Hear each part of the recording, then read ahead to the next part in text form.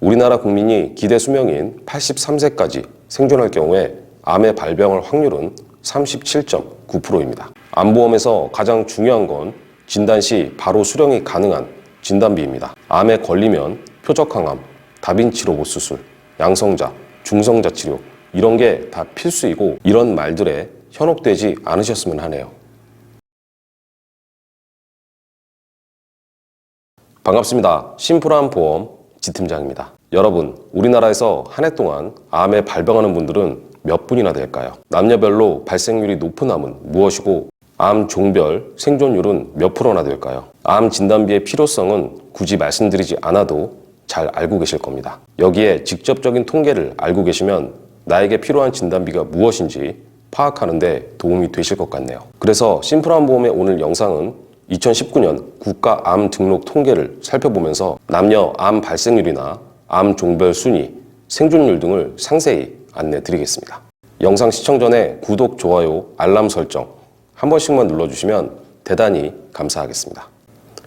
일단 대한민국 인구별 암 발병률부터 살펴보겠습니다. 국가 암 등록 통계는 매년 2년 전에 암에 대한 데이터를 근거로 산출을 하고 있다는 점 참고 부탁드리네요. 2019년 한 해만 신규 암 환자 수는 약 25만 명으로 2018년 대비 약 8,800여 명이 증가했습니다. 2015년 이후 신규 암 환자 수는 매년 증가하고 있는데요.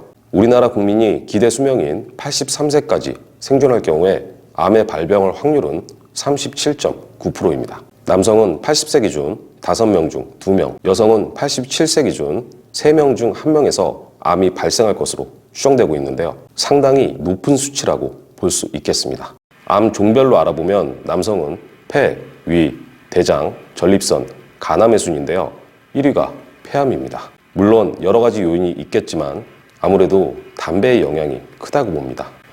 저도 끊어야 하는데 큰일이네요. 다음으로 여성의 암 종별 순위를 살펴보겠습니다. 여성에서 갑상선 암이 많다는 건 다들 알고 계실 텐데요. 하지만 순위로 보면 유방, 갑상선, 대장, 위, 폐암입니다. 유방암이 갑상선 암보다 높은 순위에 있다는 건 유의미한 수치라고 생각되네요. 연령 군별 암 발생률로 보면 65세 이상에서 급격하게 증가하는 특성이 있습니다. 제 주위에도 유방암에 걸리신 분이 있는데 수술을 받고 지금 아주 건강하십니다. 유방암은 생존율도 상당히 높은 편인데요.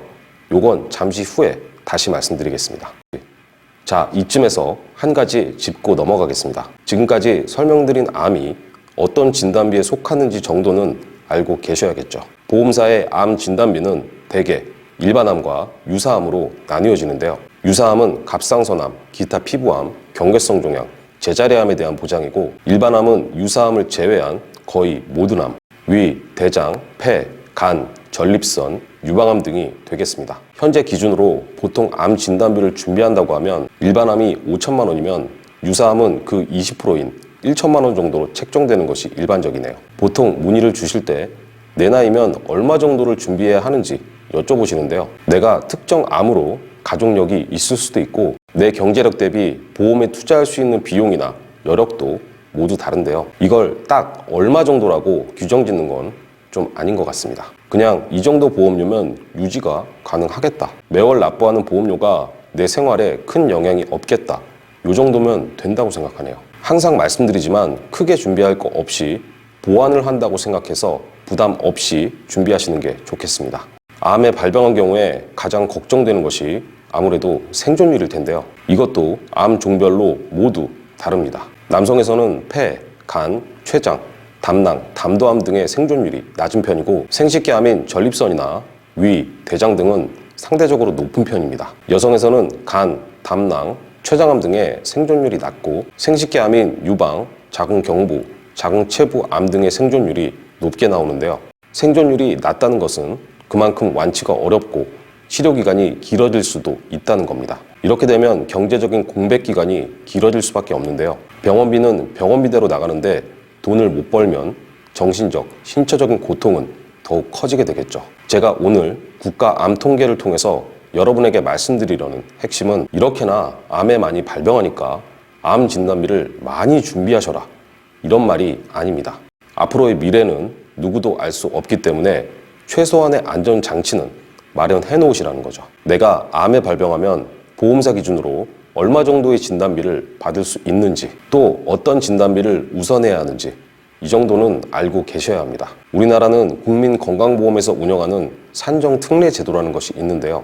총 병원비의 급여 기준 최대 5%를 제외한 나머지 금액은 국가가 부담해 줍니다. 또한 여러분의 대다수는 개인 사보험인 실비보험도 가지고 계실 텐데요. 실비에서 자기부담금을 제외하고 입원, 통원, 수술 및 약제 비용 등도 보상하고 있습니다. 그래서 병원비만으로 빈곤층으로 전락하는 일은 거의 없다고 생각하는데요. 다만 이런 중대질환으로 내가 경제적인 활동을 멈출 수도 있기 때문에 몇 개월 정도는 맘 놓고 쉴 수 있는 진단비가 필요하다는 겁니다. 암보험에서 가장 중요한 건 진단 시 바로 수령이 가능한 진단비입니다. 저는 보험료의 부담을 느끼면서까지 굳이 자잘한 특약을 추가할 필요는 없다고 생각하는데요. 그 누군가의 보험 마케팅, 암에 걸리면 표적항암, 다빈치 로봇 수술, 양성자, 중성자 치료 이런 게 다 필수이고 내가 가진 돈이 없으면 보험밖에 없다. 그래서 이런 특약들은 다 구성해야 하고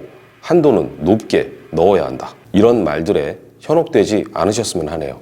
과연 이런 치료를 암에 걸린 환자 누구나 다 받는 걸까요? 항상 말씀드리지만 보장성 보험은 비싸면 유지가 어렵고 유지를 못하면 아무 의미가 없습니다. 대한민국 국민이라면 40세를 전후해서 대부분 건강검진을 받아 보실 텐데요. 사람 앞일은 누구도 알 수가 없기 때문에 검진 이전에 크게 부담되지 않는 선에서 암 진단비 2천만 원에서 3천만 원 정도는 마련해 놓는 것이 유리하다는 판단입니다.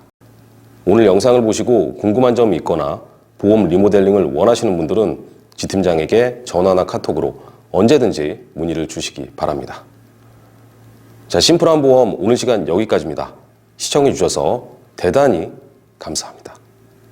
본 광고는 손해보험 광고 심의 기준을 준수하였으며 유효기간은 심의일로부터 1년입니다.